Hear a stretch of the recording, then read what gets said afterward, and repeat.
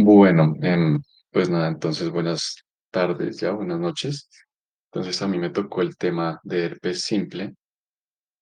em, entonces dentro de lo que vamos a abordar el día de hoy para la charla, pues empezamos con un poco de cuestiones más generales, lo que va a ser anatomía, generalidades del virus, fisiología, su ciclo de vida que va a estar relacionado a la fisiopatología, un poco de la clínica general, de cómo se presenta el cuadro, también las manifestaciones que vamos a ver en la córnea, en la uva, en la retina, sus diagnósticos, un poco de diagnósticos diferenciales, los tratamientos y conclusiones. Pues antes que nada, pues también ver si vamos a alcanzar de realizar toda la charla y si no, pues nada, tocaría partirla entonces en un segundo tiempo. Pero bueno, si empezamos entonces un poco en la parte de la anatomía, entonces es importante conocer cómo es el origen del trigémino y cuál va a ser su curso. Entonces, pues hablando un poco de esto, el nervio del trigémino va a contener principalmente fibras aferentes, somáticas y una pequeña porción de fibras también eferentes que van a ser viscerales. Este pues va a tener varios núcleos. Dentro de estos núcleos sensoriales, el más grande básicamente va a estar, pues van a estar distribuidos en lo que es el tronco encefálico y se va a extender hacia la médula espinal.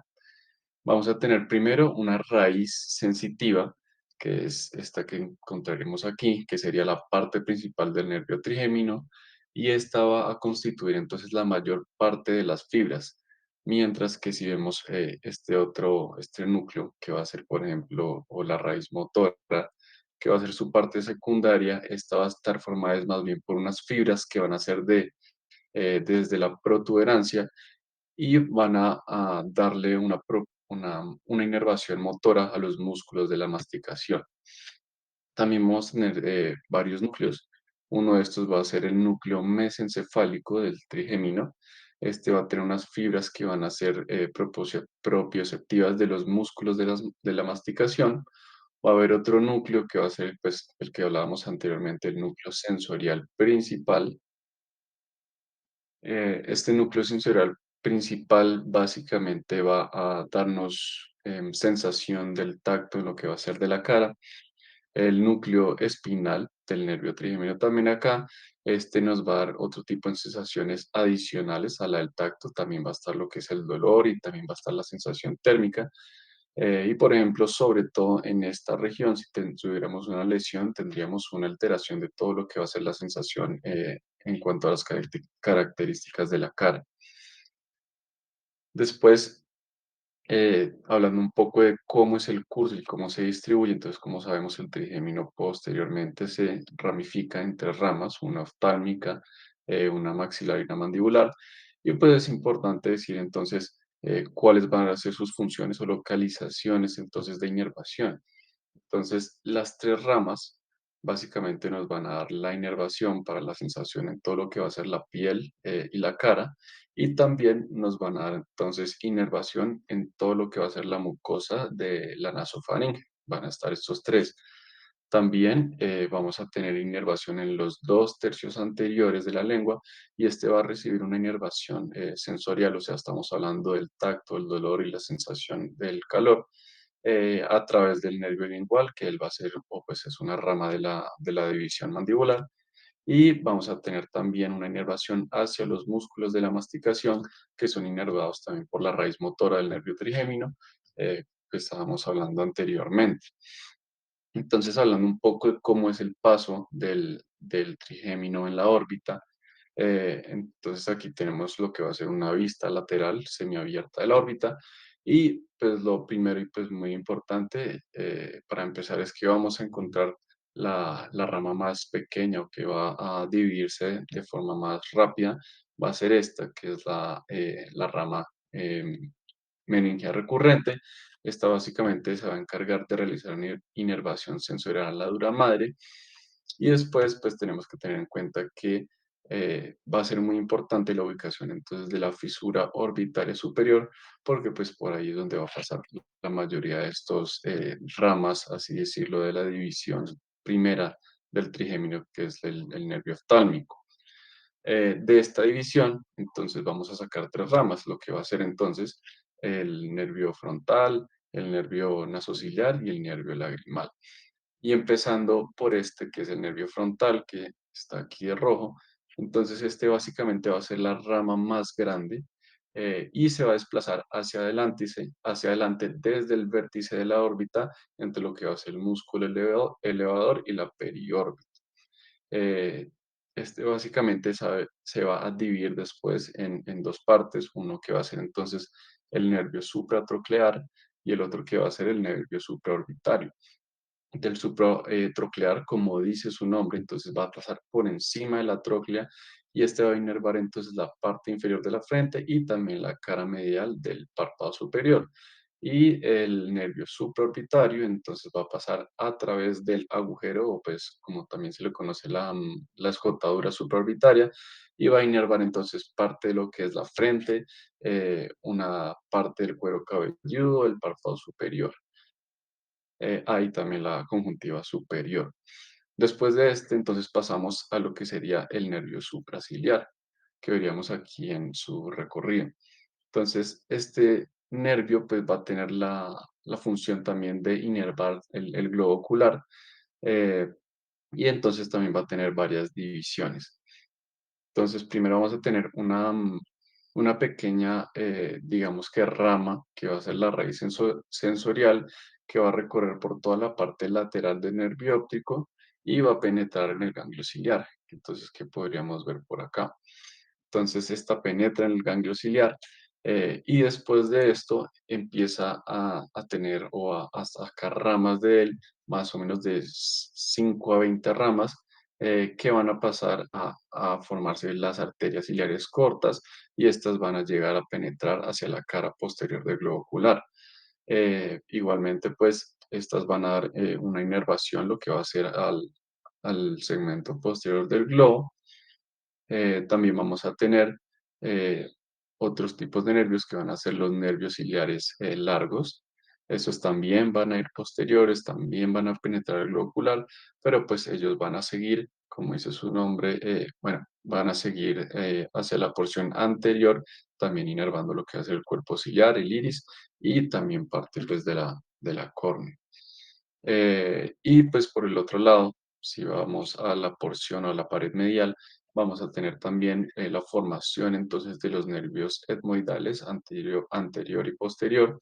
Em, Estos van a ir entonces por la cara superior del recto medio y van a perforar entonces lo que va a ser el tabique orbitario debajo de la tróclea. Aquí va a proporcionar básicamente también una inervación sensorial a la parte medial de la cara y la piel de los párpados, también una parte que va a ser a la cara lateral de la nariz y el saco lagrimal. Este es importante porque también, pues bueno, podemos ver después en las patologías, por ejemplo, herpéticas, manifestaciones también en este recorrido. Y el último de estos del recorrido de esta inervación va a ser entonces el nervio lagrimal. Este va a discurrir por todo lo que va a ser la pared orbitaria medial, en este caso, perdón, lateral, y va a ir por encima del músculo recto lateral. Eso digamos que en su recorrido pues se le van a unir algunas fibras parasimpáticas que van a generar otra rama que va a ser el nervio cigomático temporal. Pero pues básicamente eso va a ser la inervación dentro de la órbita del trigémino. Y pues teniendo lo que es toda la cuestión de la inervación, también toca conocer un poco de entonces cómo vamos a ver la inervación de la córnea y este va a estar relacionado a todo esto. Entonces, pues es importante decir que el sistema nervioso de la córnea es realmente como el más especializado y el más abundante que podríamos encontrar en el cuerpo realmente. Como decíamos, entonces, estos nervios de la córnea van a proceder entonces de esta rama oftálmica de la división del trigémino y como decíamos que se ramificaban para formar los dos tipos de nervios ciliares, ¿no? Los que van a ser los nervios ciliares posteriores largos y los nervios ciliares posteriores cortos. Entonces, como decíamos, aquí tendríamos la inervación de los cortos, tendríamos aquí la porción posterior del globo ocular, ocular llegando hasta casi la región ecuatorial y de los ciliares largos que continuarían hacia el iris, el cuerpo ciliar y la córnea como tal. Mm, para hablar un poco de la inervación de la córnea, entonces en los libros la dividen realmente en cuatro niveles, y esto pues empieza de diferentes formas. Lo primero es que vamos a tener, digamos que la anatomía, así decirlo, los haces nerviosos que llegan a la córnea van a penetrar de una manera radial. Esta forma en que penetran en la córnea van a empezar a ramificarse de inmediato, y de inmediato, aquí como veríamos, lo que vamos a ver es que los haces nerviosos están mielinizados. Posterior a que hacen esta penetración, más o menos dicen que 1 milímetro posterior de penetrar, pierden entonces su mielinización para continuar su camino ahí. Em, con esto, pues las ramas realmente se empiezan a generar arborizaciones, anastomosis y se van extendiendo, digamos que lo dividen en un plexo estromal que va a ser tanto anterior como posterior. Mm, estos ramas estromales posteriormente también se empiezan a dividir y empiezan a generar un tipo de plexo que va a ser conocido como el plexo subepitelial. Este plexo va a estar inmediatamente por debajo de todo lo que va a ser la membrana de Bowman, y básicamente va a tener, digamos que, dos formas de representarse en la inervación de la córnea. Uno, entonces, va a ser una forma, digamos que más anastomosada, que va a ser más densa, ¿sí? Que va a estar compuesta por muchos axones y muchos fascículos nerviosos.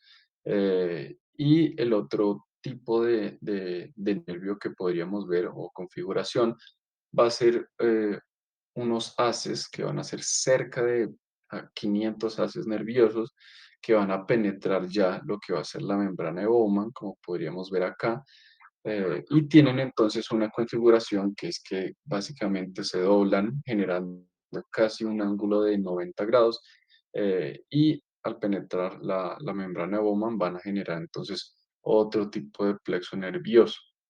Este otro tipo de plexo nervioso se va a conocer entonces como los plexos nerviosos subbasales, que son los que podríamos ver aquí por encima de la membrana de Bowman o que podríamos ver por aquí también. Este tipo de plexo subbasal va a estar formado entre más o menos 5.000 a 7.000 fascículos nerviosos, eh, y digamos que van a tener una disposición que va a ser una característica única que tiene la córnea, y es que básicamente de un solo haz nervioso, que es como vemos aquí cuando generan la penetración en la membrana de Bowman, empiezan a hacer una ramificación bastante grande y diversa, em, que generan múltiples fascículos nerviosos. Posterior a este, entonces el plexo subbasal empieza a migrar hacia lo que va a ser el epitelio, ahora sí de la córnea, que también lo podríamos ver, por ejemplo, en esta imagen, penetra, se presenta aquí el plexo subbasal y posterior a eso, entonces empieza a pasar entre las células epiteliales. Estos básicamente ascienden y se van formando ya realmente como haces casi que únicos dentro del epitelio, y ellos pues van a seguir ascendiendo, van a seguir pasando por entre las capas del epitelio, entonces listo, las capas de las células basales, las capas de las células salares, hasta casi llegar hasta la porción más superficial de la córnea. Aquí se especula que más o menos podríamos tener entre una cantidad de 3.500 a 7.000 terminaciones nerviosas por milímetro cuadrado. Y pues digamos que esto es muy importante porque nos va a dar entonces una inervación muy rica, así decirlo, en todo el sistema de la córnea, y por eso es que hablamos, digamos que en la porción apical o central de la córnea, hablamos que hay una mayor densidad de terminaciones nerviosas que nos van a dar una mayor cantidad de sensibilidad, a diferencia que si estamos en la periferia, que siendo el mismo plexo o terminaciones nerviosas, no vamos a tener la misma cantidad de sensibilidad. Em, Y después de pasar de esa parte de la inervación, entonces pues también es importante conocer y hablar hablar un poquito de todo lo que va a ser esta estructura que conocemos de la córnea. Mm, Entonces, como sabemos, básicamente vamos a tener la córnea. eh, va a tener más o menos un grosor de entre 500, 520 micras. Va a estar recubierta por una película lagrimal. Esta película lagrimal va a tener también más o menos 7 micras de espesor. Pues sí, vamos a tener entonces importantes condiciones que van a ser tanto ópticas como protección, como inmunes que pueden tener esta estructura. Empezando un poco lo que va a ser el epitelio. Entonces hablamos que el epitelio se va a componer entonces de un epitelio escamoso estratificado que no va a ser queratinizado. Básicamente va a tener un grosor de alrededor entre 40 y 50 micras. Y este epitelio pues va a tener varias partes, ¿no? Vamos a tener una membrana basal. Esta membrana basal va a estar compuesta entonces por material de matriz extracelular que va a ser generada por las células basales del epitelio.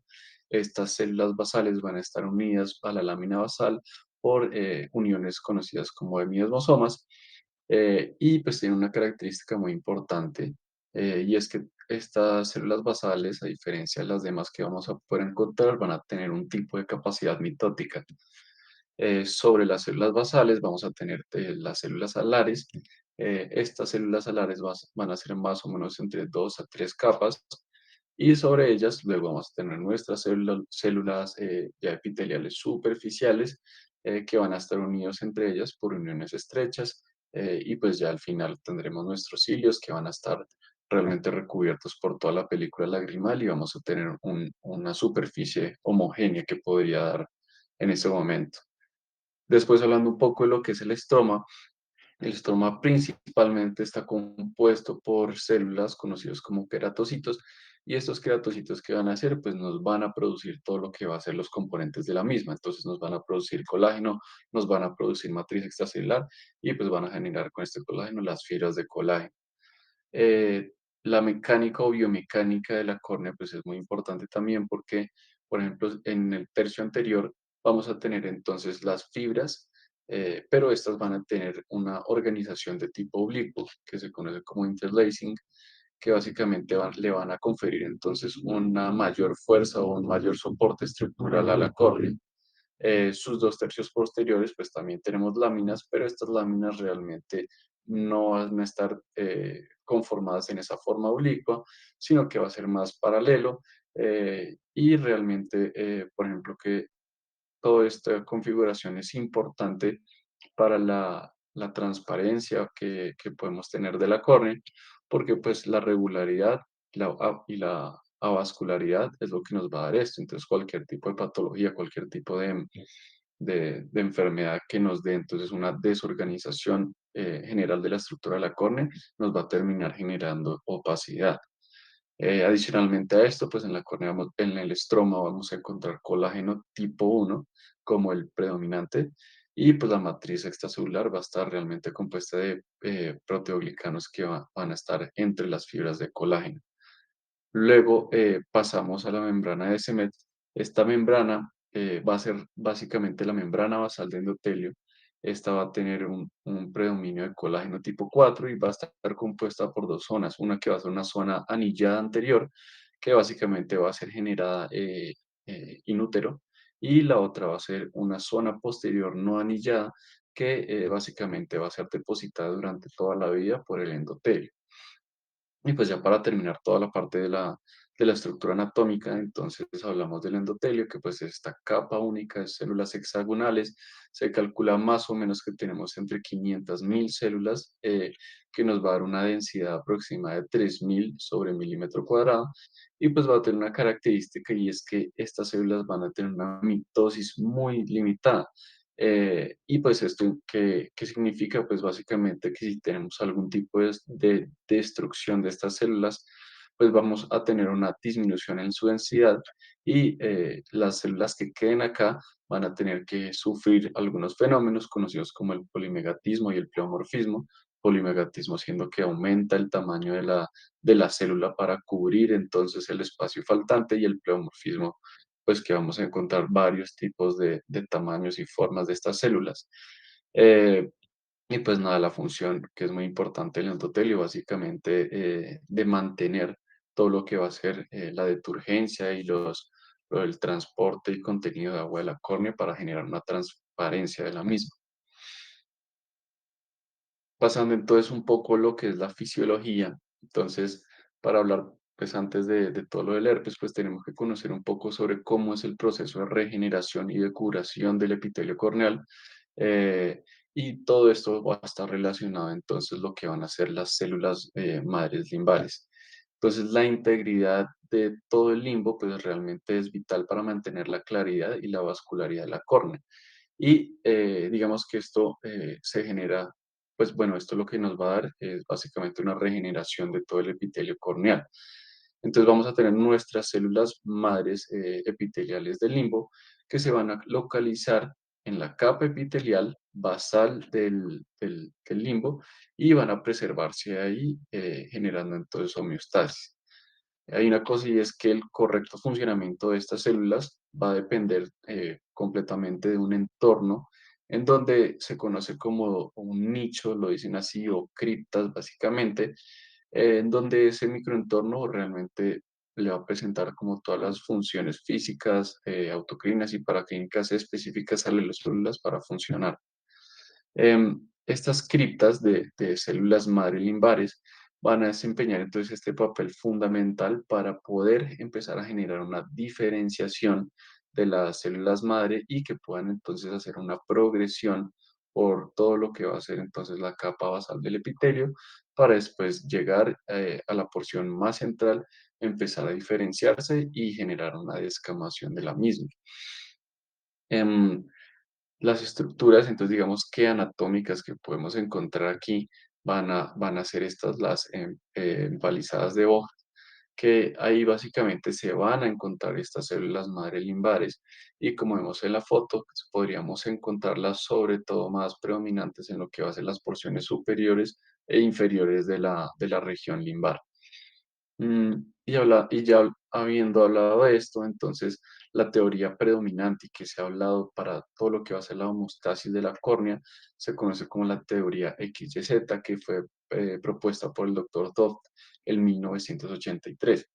Esta teoría básicamente nos va a proponer que el limbo va a servir como un depósito de células madre eh, y pues básicamente el tipo de división, que es una división realmente asimétrica de estas células, entonces va a empezar a producir, por ejemplo, una célula, entre comillas decirlo, una célula hija de la misma que va a ser similar y que va a permanecer dentro del limbo, que serían, por ejemplo, estas que estaremos viendo acá, y al permanecer dentro del limbo, entonces luego van a pasar a hacer otro tipo de células que van a ser denominadas una célula amplificadora transitoria.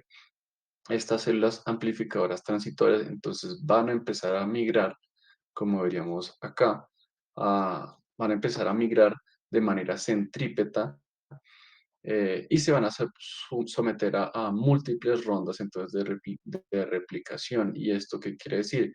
Entonces, entre más rondas de replicación, básicamente la célula está perdiendo toda su condición de célula madre. Entonces, ya al momento en que la célula madre, o pues, bueno, la célula transitoria llega a la porción más central posible, entonces ahí ya empieza a generar una diferenciación.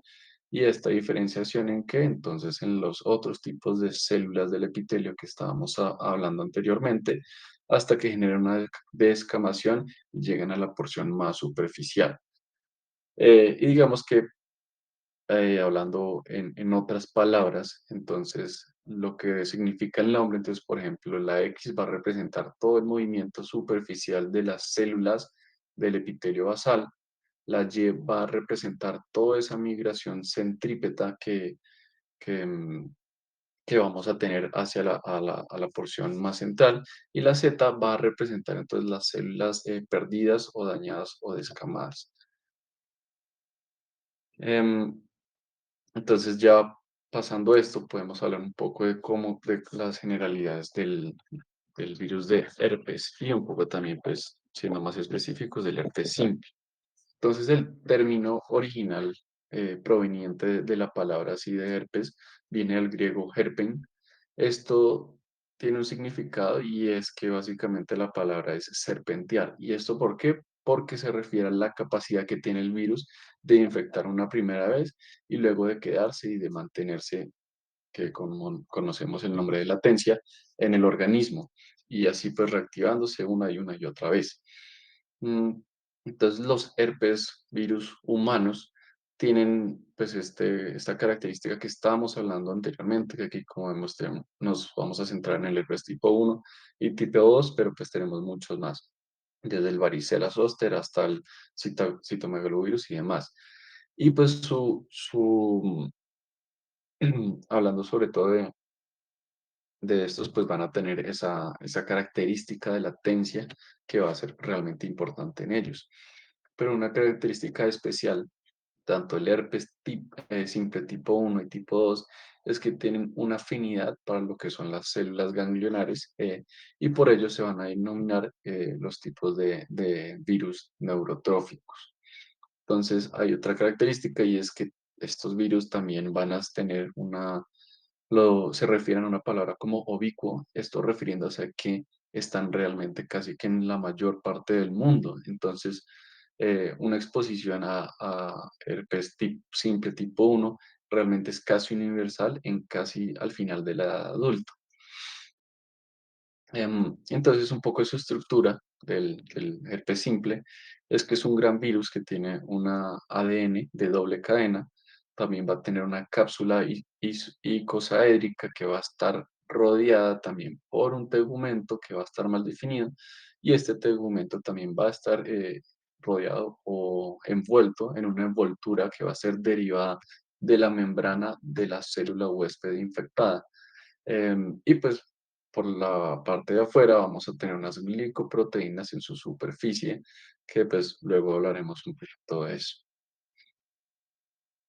Entonces, un poco de la epidemiología es que se calcula que en todo el mundo podemos tener cerca de 3.700 millones de personas que se encuentran por debajo de los 50 años de edad y estas personas padecen la infección por el virus simple de herpes tipo 1 y 491 millones de personas van a padecer entonces del herpes virus tipo 2 entre los 15 y los 49 años de edad. También se calcula que en todo el mundo la incidencia de queratitis por el virus de herpes simple es de alrededor de 1,5 millones de personas al año. Em, y pues de estas infecciones, básicamente, digamos que hay una capacidad o hay una cantidad de discapacidad visual grave de cerca de 400.000 pacientes. La infección realmente puede producirse en cualquier momento de la vida. Sin embargo, pues lo que se ha visto es que la edad media de la prima infección es entre los 37,4 años. Y hablando también un poco sobre las recurrencias, lo que más se ha visto comúnmente que podemos encontrar en la recurrencia es la queratitis dendrítica en un 56%, luego la queratitis estromal en un 29,5% y luego la lesión geográfica en un 9,8%. Pasando entonces un poco de lo que va a ser el ciclo de vida y la fisiopatología de cómo se realiza la infección. Mm, Entonces, primero tenemos que la infección inicial básicamente suele ser asintomática y se va a producir entonces por un contacto directo con lo que van a ser las mucosas con secreciones infectadas. Entonces, el virus, como se puede ver acá o como se puede ver acá, eh, va a penetrar en las células epiteliales realmente al contacto. Entonces, cuando genera esta penetración, va a empezar a replicarse.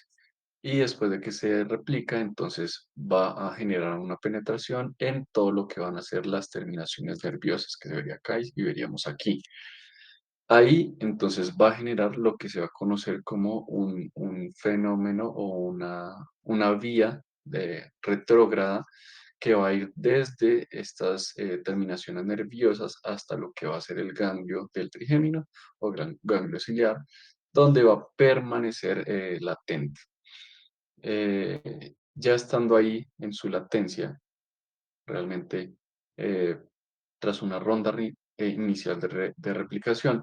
Entonces, el virus luego puede volver a viajar eh, estando activo en una manera que se va a conocer como manera anterógrada y pues esto ya se va a ser básicamente al revés. Entonces, de manera anterógrada, volvemos por las terminaciones nerviosas hasta el epitelio y entonces así es como vamos a ver cómo se manifiestan las recurrencias básicamente. Em, También hablaban un poco sobre lo que sería la latencia corneal.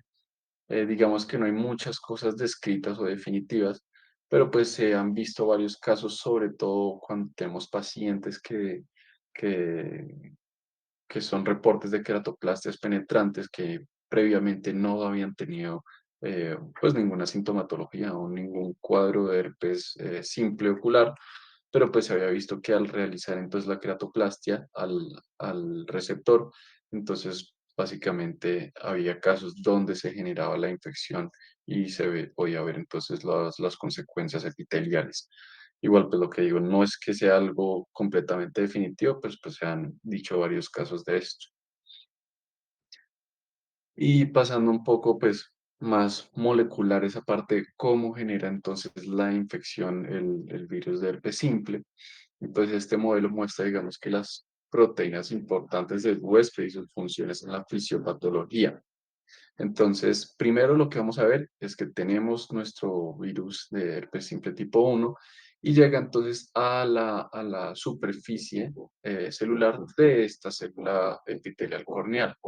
Entonces aquí, esta comienza a generar la unión por medio de unas glicoproteínas que van a estar en su superficie, que van a ser la glicoproteína GB y glicoproteína GC, y estas básicamente se van a unir o van a empezar a tener una interacción con lo que es el heparansulfato. A continuación, pues también tiene otro tipo de glicoproteína que se conoce como la glicoproteína GD, y esta se va a unir a ciertos receptores que van a ser afines a él. Entonces, estos van a ser el Nectin-1, que sería este, vamos a tener también el HBEM y vamos a tener también el 3-OS-HS, que sería el que veríamos aquí. Entonces, se une a estos y va a empezar a hacer una penetración en la cápside del citoplasma ya como tal de la célula. Y digamos que mientras está pasando todo este proceso de infección, entonces los receptores de tipo TOL van a detectar al mismo tiempo que está pasando todo esto la invasión viral y van a empezar a activar respuestas inmunitarias intrínsecas de la célula para intentar controlar la infección. Hablan también de otra molécula que se conoce como la optineurina. Esta optineurina también va a tener entonces un papel inmunitario contra el virus que va a intentar reducir todo lo que va a ser la carga viral entrante o saliente, básicamente, del virus, mediante, digamos que un tipo de degradación de la cápside viral. Eh, y también paralelamente, mientras todo este proceso de entrada pues, ha estado pasando y sigue pasando, por el otro lado, ya tenemos también este otro complejo que se llama el mTORC2, va a actuar también en contra de la replicación viral para reducirla ya dentro del núcleo. Pero pues bueno, ya está dentro del núcleo, el virus ya hizo su replicación y va a haber otro tipo de molécula conocido como la heparanasa, que es esta y que vamos a poder ver acá afuera, y esta va a ir proviral y básicamente va a permitirle al virus a tener una salida más rápida y más efectiva, pues ya generando entonces toda la parte inmunitaria del paciente. Y una cosa importante, digamos, es que con este proceso de cada vez que va saliendo el virus de la célula huésped, entonces va generando un proceso de gemación, se conoce así, y cada vez que va saliendo, entonces va generando destrucción de la célula hasta que ya genera una apoptosis como tal. Em, bueno, pasando entonces un poco de lo que va a ser entonces de la clínica. Entonces tenemos que el cuadro y la historia que podríamos encontrar de los pacientes. vamos a enfocarlos en varios puntos. Uno, y lo primero es la historia y los antecedentes, en el sentido en que, pues, si yo realizo una buena historia, si yo pregunto bien, que si el paciente ha tenido algún tipo de episodio, según lo que consideremos que se pueda manifestar este tipo de patología, pues nos puede ayudar bastante en lo que pueda seguir. Entonces, en la historia y antecedentes, pues preguntar si ya había tenido episodios previos, si solamente había tenido pues unilateralidad, si es usuario de lentes de contacto y pues si ya pues, el paciente le refiere a uno que tiene algo de inmunodeficiencia, pues podemos empezar a pensar entonces que el paciente pueda tener algún tipo de infección como esta. Se ha hablado también de varios factores que podrían entonces desencadenar sobre todo una recurrencia. Y estos hablamos, por ejemplo, como la radiación ultravioleta, el estrés, los traumas, el calor, la menstruación, las infecciones o vacunaciones por COVID. Sin embargo, pues también hay estudios como en el HEDS que dicen que realmente no hay mayor significancia por estos tipos de características, pero pues siempre en la literatura intentan nombrar estas características. Dentro de los síntomas, realmente vamos a encontrar una gran similitud de todos estos síntomas, y es que vamos a encontrar que el paciente puede llegarme con ojo rojo, con dolor, con una sensación de cuerpo extraño, con fotofobia, con lagrimeo, disminución de la agudeza visual. Y pues digamos, si uno está viendo esto, pues principalmente queda pensar o que el paciente tenga una conjuntivitis o que el paciente tenga un defecto epitelial, y sería pues lo primero que uno estaría pensando.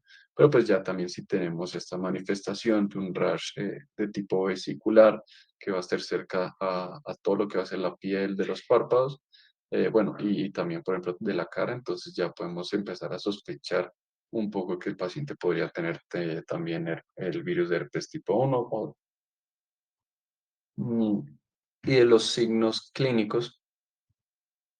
Realmente lo que vamos a encontrar van a ser manifestaciones, como decía, tanto en párpados y piel.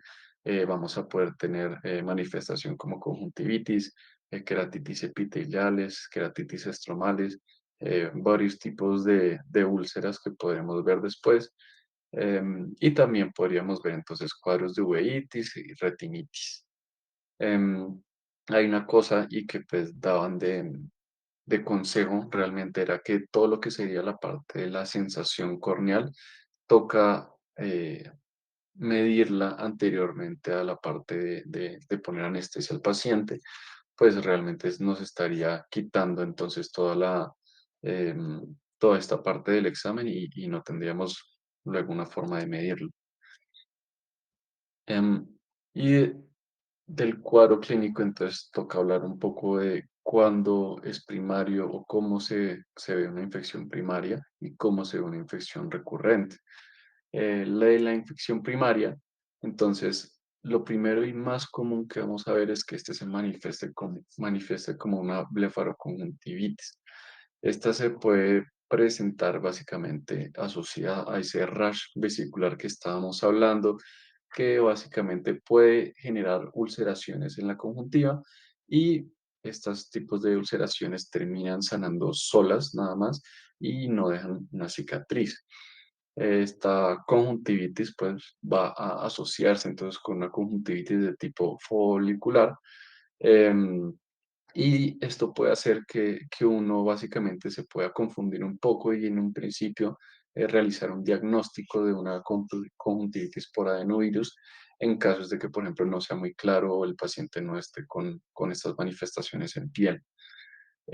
También siempre que tengamos linfadenopatías preauriculares, pues vamos a poder verlo en el cuadro.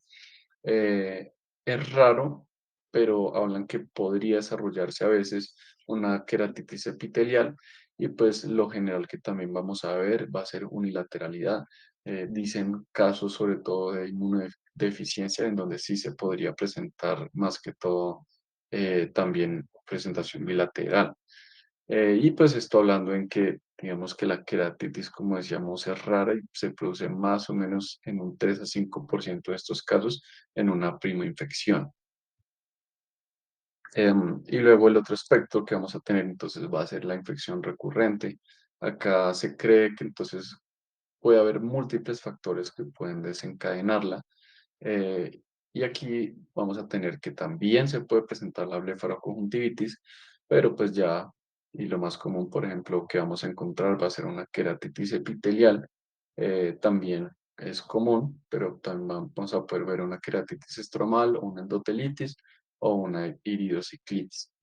Y hablando un poquito de porcentajes también aquí, entonces se estima más o menos que la recurrencia de un paciente que pues, ya tuvo su primera infección ocurre más o menos en un 27% de esos pacientes al año de esa primera infección. Y esto, luego pensando en que a los 20 años se puede generar en un 60%. Eh, También es importante una característica y es que mientras yo tenga más episodios, más recurrencia, va a aumentarme también ese mismo riesgo de tener infecciones recurrentes. Y ahí también se estima, si yo tengo más de un episodio posterior a la primera infección, voy a tener un riesgo del 83% de otra recurrencia a los 20 años de haber tenido esa infección. Em, y pasamos entonces un poco ya más específico a las manifestaciones que podríamos encontrar. La primera siendo estas de la córnea. eh, y pues principalmente, ¿qué es lo que vamos a encontrar en la córnea? Pues una queratitis. Aquí en el libro de la Krackner lo dividen en cuatro partes. La primera siendo una infección epitelial, una queratitis epitelial infecciosa. El segundo, una queratopatía neurotrófica, luego una queratitis estromal y posterior a esto una endotelitis. Entonces, pues para hablar un poco primero de de la queratitis epitelial infecciosa, entonces las manifestaciones clínicas más comunes reconocidas en todo este tipo de manifestaciones van a ser claramente las úlceras dendríticas y también las úlceras geográficas. Pero pues también hablan de otro tipo de manifestaciones como son vesículas corneales y también una queratitis de tipo marginal, que pues realmente son menos frecuentes, pero pues pueden pasar desapercibida a veces.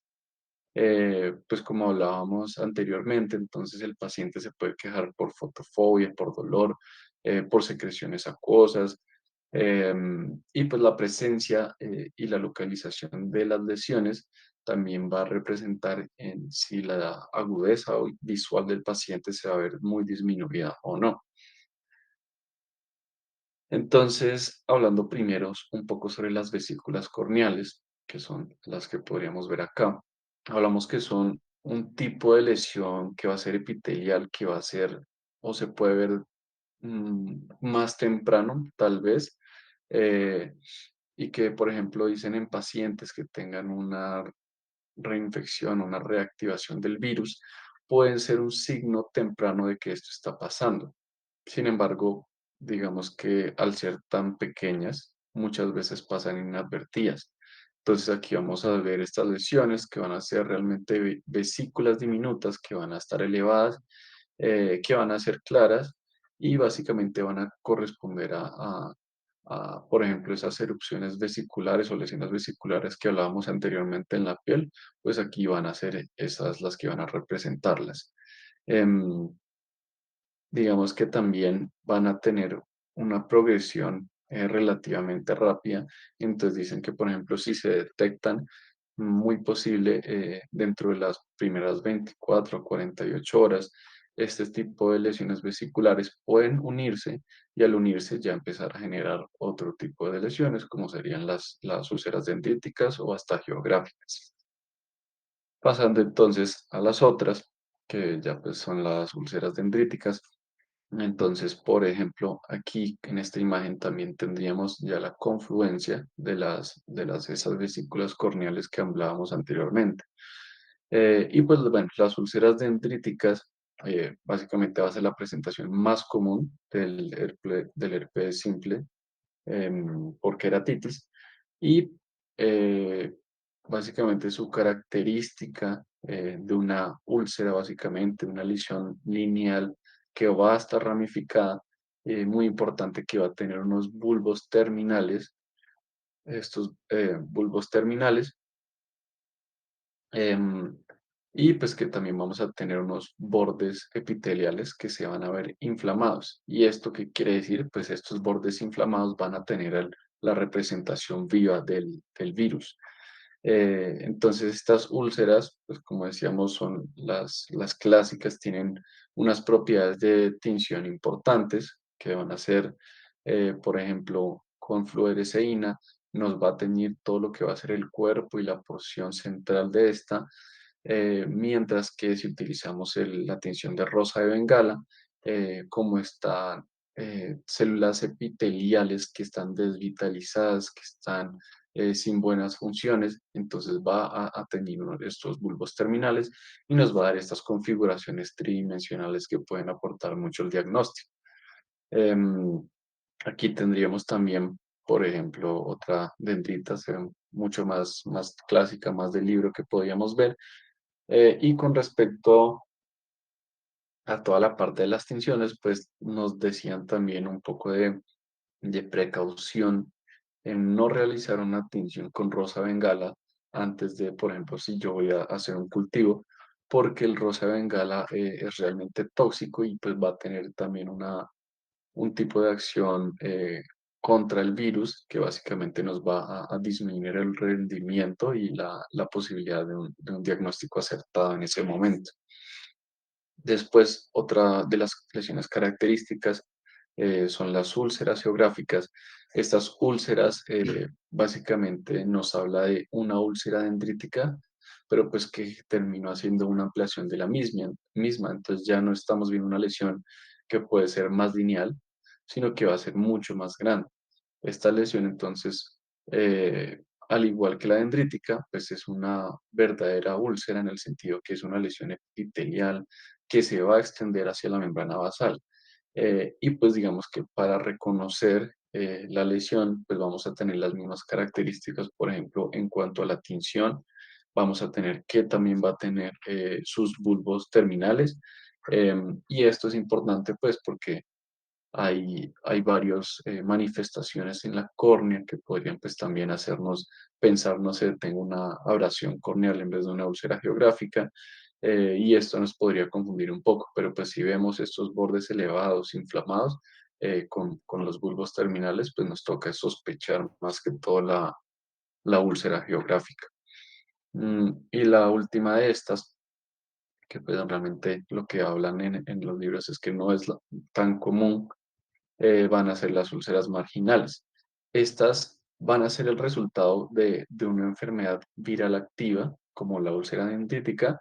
Sin embargo, digamos que la proximidad de esta lesión a lo que va a ser el limbo eh, va a darnos, por ejemplo, unas características realmente distintas a las otras.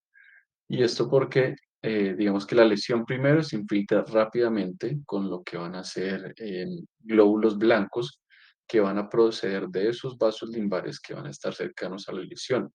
Y el hecho de esto es que por estar tan cerca a esos vasos y a la parte limbar, pues básicamente nos va a dar una mayor inflamación adyacente. Entonces vamos a encontrar este tipo de úlceras que vamos a tener una inyección importante, pero que va a estar mucho más localizada a donde va a ser el sitio de lesión. Y digamos que básicamente nos va a diferenciar principalmente de esto. Entonces, siendo todas estas lesiones epiteliales, eh, digamos que hay secuelas, y entre las secuelas que más hablan y que dicen que más importantes son, van a ser esas cicatrices o como le dicen, con figuras o cicatrices o huellas fantasma, que pues básicamente vamos a tener cicatrices estromales densas que van a estar acompañados con un adelgazamiento y una disminución de la visión y todo pues dado por el defecto o daño epitelial que tuvimos anteriormente. Luego el otro tipo de manifestaciones que hablan y que podemos encontrar va a ser la queratopatía neurotrófica. Entonces, de estos, los pacientes que han padecido una queratitis epitelial infecciosa también corren el riesgo de desarrollar este tipo de queratopatía. Esta entidad digamos que dicen que realmente es única porque pues no va a ser una manifestación inmunitaria ni tampoco va a ser una manifestación de la infección en ese momento, sino que realmente va a surgir es de una alteración, como dice su nombre, de la inervación corneal en combinación también, por ejemplo, con una disminución de toda la secreción lagrimal. Y pues este tipo de queratopatía entonces puede agravarse por el uso crónico también de medicamentos, como podríamos estar utilizando en un paciente con un herpes simple, que sería antivirales. Digamos que los primeros hallazgos que podríamos encontrar en, en este tipo de patología es básicamente una pequeña como irregularidad de la superficie corneal. También podríamos encontrar una falta de brillo de la misma superficie y pues también el paciente que empiece a referir pues una disminución de la sensación o que pues nos podríamos dar cuenta básicamente con el examen físico. Después de tener estos primeros hallazgos, entonces, a continuación puede aparecer una erosión epitelial que puede ser de tipo puntiforme y estas pueden evolucionar después a un defecto epitelial que sea persistente. Este defecto epitelial básicamente va a tener, pues lo normal es que sea de una forma ovalada, em, va a tener unos bordes que a diferencia, por ejemplo, de la úlcera geográfica, van a ser más bien lisos, entonces no vamos a tener bordes elevados como podríamos tener acá, que como decíamos nos van a teñir aquí con el rosa de Bengala, sino que aquí vamos a tener unos bordes lisos que el rosa de Bengala pues me puede terminar tiñendo toda la lesión, pero pues no va a haber ese realce de los bordes. Em, y pues también vamos a tener entonces, eh, digamos que una presencia del defecto epitelial central, generalmente va a ser, y pues va a terminar generando una ulceración del estroma como tal. En esta fase ya pues de la ulceración, entonces digamos que la úlcera pues va a mantener esta misma composición o forma redonda con los bordes lisos y el estroma básicamente va a desarrollar una opacificación más o menos blanco grisáceo alrededor de ella. De este tipo de lesiones, básicamente podemos tener entonces algunas complicaciones que puede ser entonces pues la cicatriz estromar, realmente que pues si ya tenemos una úlcera, lo más posible es que nos quede en nuestra cicatriz.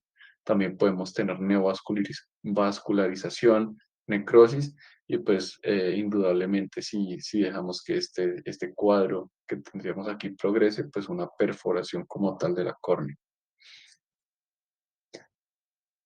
De la queratitis estromal, mm, esta pues tenía varias cosas y es que habla que representa aproximadamente el 2% de los episodios de infecciones iniciales o primoinfecciones. Realmente es muy bajo porque es algo bastante raro. Y se dice que es responsable de entre un 20 a un 48% de las manifestaciones que se pueden ver en recurrencias del virus de herpes simple. Em, un problema, y que hablan sobre todo en el libro de la Crackmer, es que dicen que el término de queratitis estromal básicamente abarca una categorización muy amplia, y esto en el sentido de que pues bueno, se puede decir que los doctores o los oftalmólogos dirían que estas opacidades estromales todas pues, serían iguales, sin embargo, la etiología como tal de la inflamación y esa opacidad que podríamos tener, pues realmente va a ser diferente y eso significa que el tratamiento va a ser diferente. El estroma, entonces, pues como decíamos, por ejemplo, no va a ser lo mismo que yo tenga una opacidad, una queratitis en ese momento, que venga de una disfunción del endotelio, a que yo tenga una queratitis estromal que viene directamente infiltrados hacia el estroma o que tenemos la manifestación directa del virus en el estroma. Eh, y pues nada, esto es algo que hacían énfasis bastante ahí. Y estas queratitis estromales, pues realmente nos hablan de dos tipos básicamente. Una queratitis estromal de tipo necrotizante y una queratitis estromal intersticial. Entonces, empezando un poco con la queratitis estromal necrotizante, entonces se habla que realmente es una manifestación que no va a ser muy frecuente en el virus de herpes simple, pero pues se cree que es el resultado básicamente de la invasión del virus que va a ser directamente manifestado en el estroma de la córnea. Dentro de los hallazgos que podemos encontrar, vamos a tener necrosis, ulceración, vamos a tener infiltrados densos del estroma con un defecto epitelial suprayacente, y pues la combinación del virus que se va a replicar y la respuesta inflamatoria del huésped, que va a ser realmente grave, va a conducir a toda esa inflamación intraestromal que va a generar una destrucción, y realmente va a ser refractaria, o pues generalmente va a ser refractario el tratamiento con altas dosis de medicamentos, tanto antiinflamatorios como antivirales. Esta inflamación que vamos a tener, pues como nos está generando también una destrucción, nos puede conducir a un adelgazamiento de la córnea y pues también una perforación de la misma en un periodo bastante corto.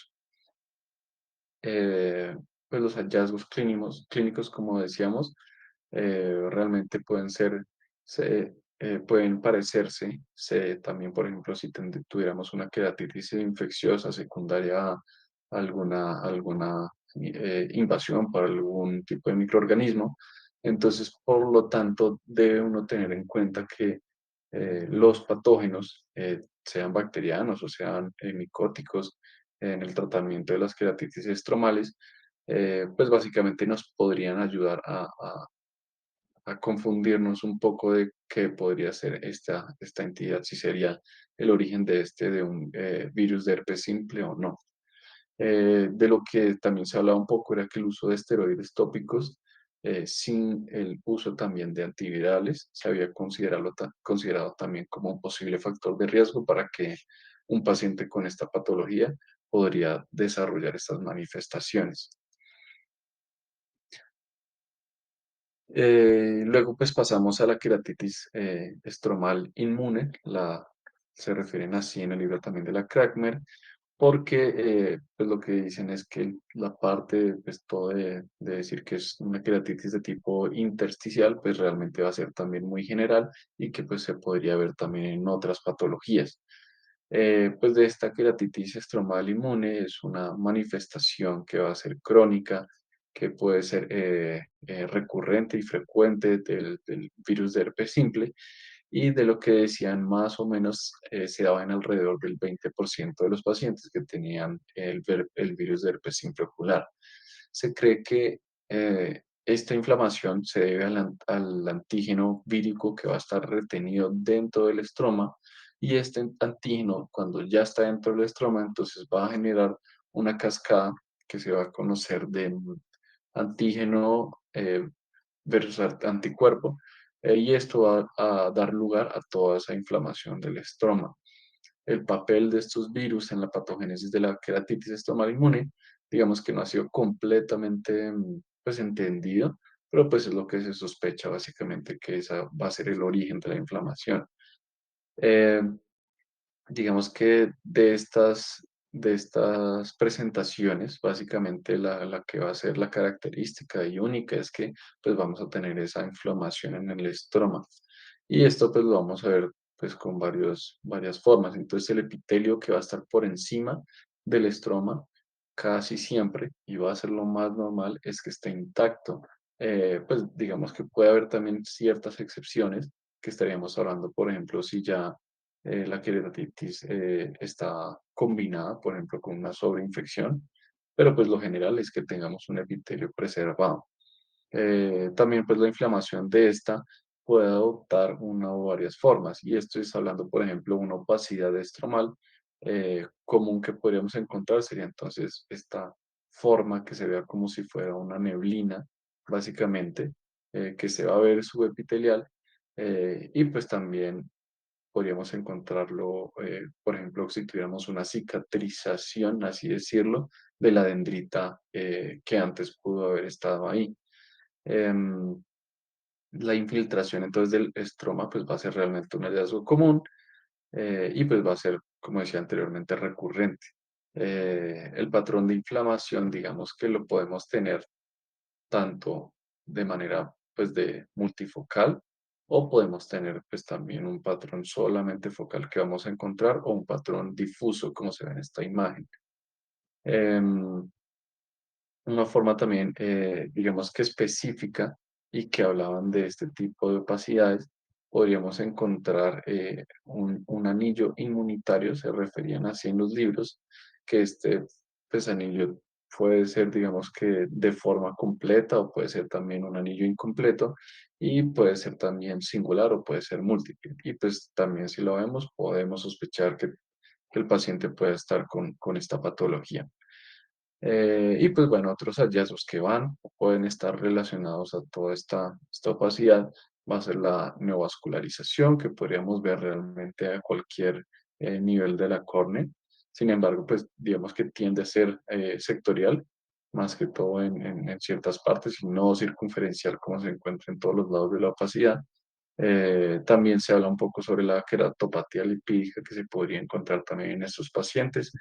Y esto, pues, digamos que puede ya llevarlo a que tengamos una mayor disminución de la agudeza visual por ejemplo, también una mayor cicatrización.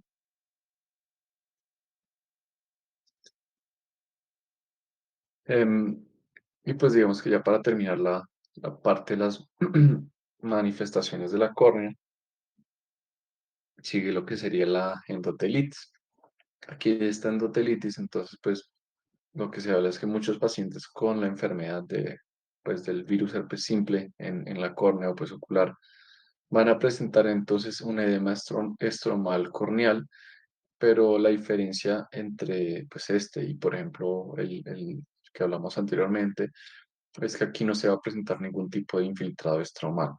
¿Sí? Entonces va a ser más bien un edema que vamos a tener directamente por la disfunción del endotelio. Todos estos pacientes, entonces, digamos que van a compartir ciertos hallazgos clínicos, dentro de los cuales pues va a verse más representado pues los precipitados retroqueráticos, este edema estromal que estamos hablando, y pues también puede haber una alteración o un edema epitelial superadyacente o incluso una iritis. En algunos pacientes, y pues también vamos a hablar ahorita, esos edemas, digamos que pueden ser realmente densos, así decirlo, o importantes, que pues no van a permitir ver los precipitados retroqueráticos en un examen inicial, pero pues posteriormente con el manejo adecuado, si se empieza a generar la resolución del edema, pues sí los voy a poder ver en ese momento. ¿Y pues por qué? Pues porque generalmente, y lo que vamos a encontrar es que esos precipitados van a estar siempre por debajo de esas zonas de edema, de esas zonas de inflamación, a diferencia de que pudieran estar en otros lados de la córnea. Em, y con eso, digamos que los clasifican en tres formas. La primera, y que hablan, va a ser la endotelitis o pues manifestaciones que van a tener de tipo disiforme. Esta presentación va a ser la más común de los tipos de endotelitis y como se ha indicado anteriormente, el término realmente va a aplicar al cuadro clínico que vamos a tener. Entonces, si es algo disiforme, pues básicamente va a ser que voy a tener una lesión que va a ser redonda y esos pacientes, pues bueno, como casi todas las manifestaciones que vamos a tener en la córnea, pues van a tener tanto fotofobia, van a tener algunas molestias, refieren más o menos de leve a moderado. Eh, Suele observarse también en esos pacientes de vez en cuando inyección limbal y pues puede presentar entonces su iritis acompañada de todo el cuadro. Entonces digamos que el hallazgo que decíamos que es más llamativo de este tipo de endotelitis, básicamente va a ser esa zona redonda en forma de disco que se va a encontrar en todo lo que va a ser el edema estromal. Y este edema puede estar entonces tanto en la córnea más central como en la córnea paracentral, como podríamos ver acá. Este edema suele abarcar todo ese espesor estromal, dando lugar al habitual, digamos que lo que dicen ahí es un aspecto como si fuera un vidrio empañado, y pues se observa entonces que también ese signo se puede ver en algunos tipos de descompensación corneal que podrían pues también, digamos que confundirlo aún. El epitelio, entonces, perdón, típicamente digamos que este tipo de endotelitis, el edema se va a encontrar dentro de un patrón que va a estar realmente focal, entonces no es que vayamos a tener una manifestación muy difusa ni nada así, sino que vamos a tener una lesión que va a ser más centrada, más focal nada más, y pues va a estar vacío, realmente infiltrados, y tampoco, que esto también lo va a diferenciar, por ejemplo, si yo tengo un edema o una queratitis estromal de tipo difusa, básicamente va a ser que yo no puedo tener entonces neovascularización asociado a este tipo de edema. Eh, y pues bueno, dentro de lo que vamos a poder también encontrar en el epitelio, vamos a poder encontrar un edema microquístico que va a recubrir también las zonas del edema estromal. Sin embargo, si el edema estromal puede ser leve, pues realmente se puede pasar inadvertido y podríamos ni siquiera encontrarlo.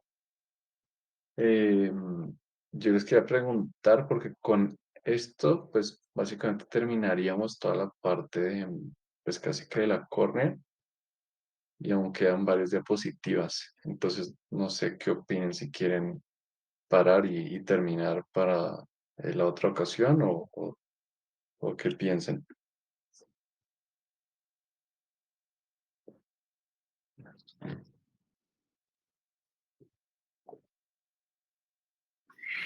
Nico, pues creo que sería bueno que ya para estar como más enfocados, porque es que está muy chévere, pero está muy larga, entonces podemos cortar acá y seguimos dentro de 8 días. No sé qué dicen los otros participantes.